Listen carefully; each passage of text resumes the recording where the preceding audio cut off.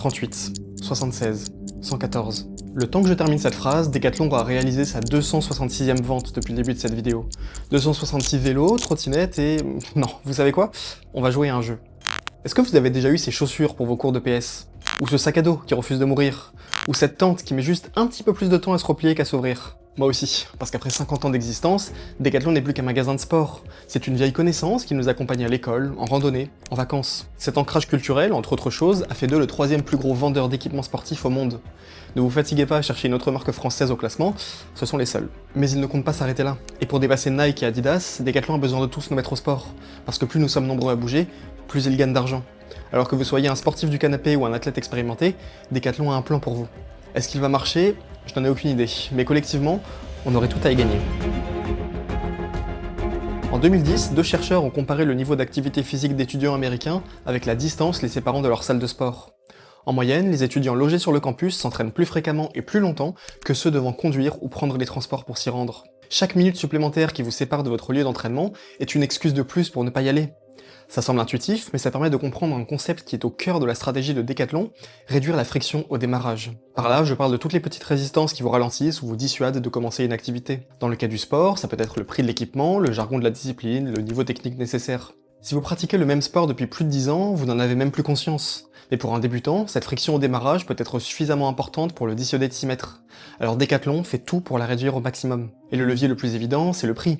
Si vous hésitez à vous mettre à courir et que vous voyez qu'un équipement correct vous coûtera au moins 150 €, vous allez réfléchir, vous demander si vous en avez vraiment envie, et sans doute que vous ne sauterez jamais le pas, parce que la perte potentielle est trop importante. A l'inverse, si la barrière à l'entrée n'est que de quelques dizaines d'euros, alors la décision est plus facile à prendre.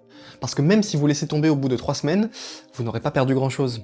Pour moins de 100 € chez Decathlon, vous pouvez commencer le tennis, le foot, la natation, et presque n'importe quel autre sport pour une fraction du prix que cela vous coûterait n'importe où ailleurs. À ce prix-là, vous n'aurez pas le matériel le plus performant ou le plus élégant, mais vous aurez de quoi faire ce qu'il y a de plus difficile. Commencez.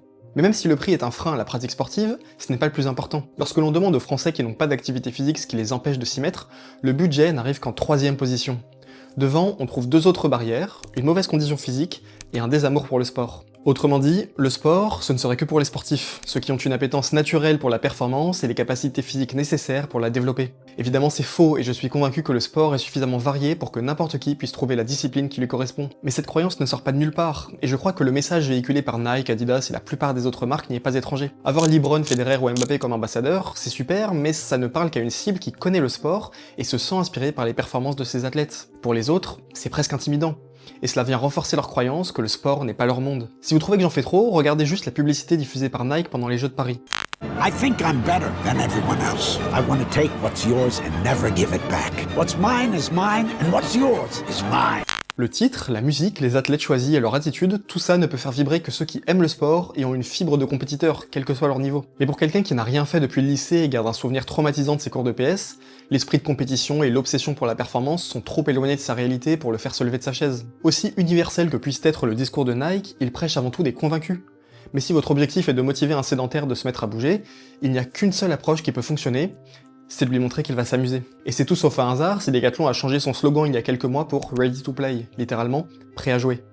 Dans leur publicité, le sport n'est pas une compétition, c'est un jeu. On prend plaisir à être dehors, à partager un moment avec ses enfants, à prendre du temps pour soi. Si Nike vous promet que leurs produits vous permettront d'établir un nouveau record sur marathon, Decathlon vous dit simplement que vous allez passer un bon moment. C'est peut-être pas la vision du sport qui vous fait vibrer, mais elle est essentielle, parce qu'à l'échelle de nos sociétés, on a plus besoin que jamais de lever les barrières vers l'activité physique. Aujourd'hui, 48% de la population française est en surpoids ou en obésité. À l'horizon 2030, l'OMS prévoit même que 30% de l'humanité sera inactive. Rabâcher une énième fois que faire du sport est bon pour la santé, on a déjà essayé et ça ne marche pas. Autrement, les visuels des paquets de cigarettes auraient fait disparaître le tabagisme et les informations nutritionnelles auraient mis Coca-Cola en faillite. Non, la seule manière d'inverser la tendance, c'est de rendre 1 heure de sport plus fun et désirable qu'1 heure passée dans le canapé devant Netflix. Parce qu'avant Nike ou Adidas, le premier concurrent de Decathlon, c'est la sédentarité. Le combat est loin d'être gagné, mais avec son univers visuel, son vocabulaire, ses prix, ses produits, Decathlon fait tout pour que vous vous sentiez légitime à acheter chez eux, quel que soit votre rapport au sport. Historiquement, c'est cet aspect universel qui a fait leur succès, et auquel le public s'est attaché. Alors ce n'est pas étonnant qu'à l'annonce de la nouvelle stratégie de Decathlon en 2023, tout le monde n'ait pas été convaincu, loin de là. Peut-être que vous n'aimez pas le logo ou la nouvelle direction prise par l'enseigne, mais ces changements étaient nécessaires. Parce que dans l'imaginaire collectif, Decathlon n'est pas une marque, c'est un hypermarché qui vend des articles de sport. Alors c'est très pratique un hypermarché, on y trouve presque tout, les prix sont attractifs, il y a de la place dans les rayons, mais ça fait pas rêver. Pourquoi est-ce que l'on a tous un sac à dos Quechua quelque part à la maison? Parce que c'est fonctionnel, pas trop cher, et que pour faire une semaine de randonnée tous les étés, ça fait largement l'affaire. Acheter chez Decathlon, c'est le choix de la raison, pas celui du cœur. Ou pour le dire autrement, vous avez appris à apprécier les produits Decathlon, mais pas à les désirer. Et c'est ce que l'enseigne veut changer.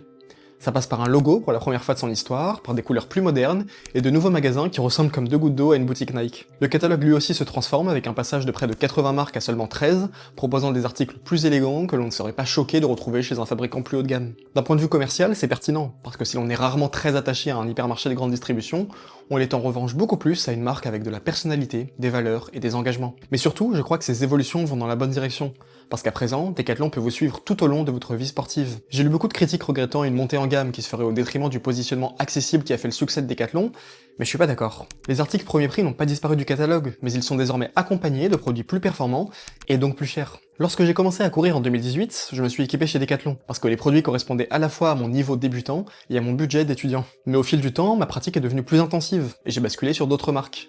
Parce que Decathlon ne proposait pas de produits destinés à la performance, mais aussi parce que si l'on est honnête, Kadenji, c'était pas très joli. Aujourd'hui, vous pouvez commencer à courir avec une paire à 13€, puis au fil de votre progression, basculer sur des modèles de plus en plus perfectionnés, jusqu'à acheter une chaussure à plaque carbone pour faire un chrono sur une course. Et d'ailleurs, le record de France féminin du marathon est détenu par Méline Rollin, une ambassadrice Kiprun. Pour Decathlon, c'est un moyen de séduire une clientèle plus investie dans son sport et prête à payer le prix fort pour avoir ce qui se fait de mieux.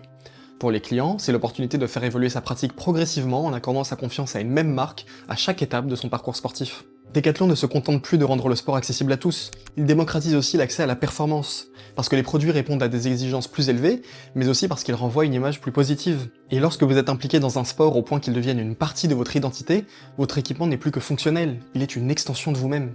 Il reflète votre niveau d'engagement, votre personnalité, vos ambitions. Jouer au tennis avec une raquette Artengo il y a 5 ans, c'était se coller immédiatement l'étiquette du débutant. Aujourd'hui, ça peut tout aussi bien vouloir dire faire des tournois avec la même raquette que Gaël Monfils. Bien sûr, tout ça prendra des années avant d'être parfaitement en place, et d'ailleurs, vous n'aviez peut-être remarqué aucun de ces changements, car la plupart des magasins adoptent toujours l'ancienne identité de la marque. Mais à terme, Decathlon ne sera plus un distributeur, ce sera une marque de sport, et la seule à séduire aussi bien votre petit cousin qui veut découvrir le ski, que votre collègue qui prépare un Ironman. Et ce n'est que le début. Avoir les bons outils est une chose, mais donnez-moi les mêmes pinceaux que Léonard de Vinci, et je serai toujours incapable de vous peindre la Joconde.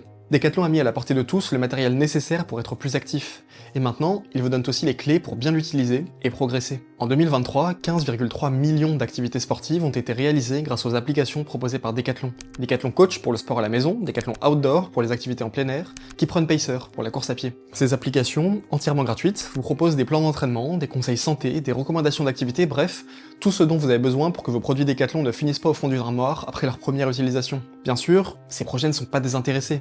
Si Decathlon investit de l'argent pour créer des applications gratuites, c'est parce qu'ils espèrent qu'en faisant toujours plus partie de votre vie sportive, vous leur ferez confiance la prochaine fois que vous renouvellerez votre matériel. Mais toujours est-il qu'aujourd'hui, Kiprun Pacer est la seule application sérieuse qui permet à n'importe qui d'avoir un plan d'entraînement personnalisé en course à pied, totalement gratuitement. Et maintenant que la dernière pièce du puzzle est mise en place, la stratégie prend tout son sens. Vous achetez une première paire de chaussures de course à 30€, parce que vous avez envie de perdre du poids et de passer plus de temps dehors. Après quelques semaines, vous commencez à y prendre goût, et vous prenez un dossard pour participer à un 10 km, parce que ça représente un beau défi. Pour préparer la course, vous avez besoin d'un plan. Alors vous téléchargez Kiprun Pacer, parce que l'app est gratuite, bien notée, et qu'elle vient d'une marque dont vous êtes déjà client. Vous suivez le programme, vous progressez, et vous bouclez votre premier 10 km dans un temps honorable. Vous êtes fier de vous, et maintenant, vous en voulez plus. Vous relancez l'application, mais cette fois pour préparer un semi, voire même un marathon. De 3, vous passez à 4 entraînements par semaine, et vous retournez chez Decathlon pour acheter une paire de chaussures plus performantes. Vous en profitez aussi pour remplacer vos t-shirts à 5€ par des modèles un peu plus élégants et mieux taillés que la marque propose depuis peu. En allant à la caisse, vous passez devant le rayon musculation, et vous prenez des élastiques et un tapis pour faire du renforcement à la maison. Vous n'aviez pas vraiment prévu d'en faire, mais maintenant que vous progressez, Kiprun Pacer vous propose des exercices complémentaires à la course à pied. Et puisque vous ne venez pas si souvent chez Decathlon, il faut bien rentabiliser le passage en magasin. C'est simple, aujourd'hui, aucune autre marque n'est capable de vous faire vivre ce même scénario. Alors si ces initiatives permettent à Decathlon de devenir un jour le leader mondial sur le marché du sport, tant mieux pour eux. Mais quelque part, c'est pas mon problème. Je suis ni actionnaire ni salarié de Decathlon, et ils sont même pas au courant que je fais cette vidéo. Je n'ai aucun moyen de savoir si leurs engagements sont sincères ou s'ils sont un pur calcul opportuniste, et la réalité se situe sans doute entre les deux. À l'origine, l'entreprise est née en se plaçant comme un hypermarché du sport. Rendre le sport accessible était une stratégie commerciale avant d'être une conviction altruiste. Et de la même manière que beaucoup d'entreprises se découvrent une conscience écologique après 50 années d'existence, il y a fort à parier que Decathlon a senti qu'à notre époque, il était malin de se positionner en leader sur l'accès au sport. Mais si je suis à ce point enthousiaste sur leur démarche, c'est parce qu'à côté, c'est le néant. En 2025, la France va faire plusieurs pas en arrière sur ses engagements pour le sport. Beaucoup d'athlètes ont regretté la fin des 2 heures de sport en plus au collège, mais ce n'est pas la seule mauvaise nouvelle. Cette année, le ministère des Sports dispose d'un budget réduit de 174 millions, entraînant une réduction des investissements pour le Passeport, un dispositif qui accordait 50 € aux jeunes de familles modestes s'inscrivant en club. Le projet de construire 5000 nouveaux équipements sportifs est pour l'instant gelé, et les 6 milliards d'économies demandées aux collectivités impacteront forcément le sport, quand on sait que ce sont elles qui financent 80% des installations sportives du territoire. Les Jeux de Paris devaient servir de rampe de lancement pour revaloriser le sport en France. Visiblement, le décollage est retardé. Decathlon n'a pas toutes les solutions et je n'attends pas qu'une entreprise résolve seule une crise de santé publique. Mais ils ont un rôle à jouer, et force est de constater qu'ils le font bien. En espérant pouvoir un jour en dire autant des autres responsables. On se revoit dans 3 semaines.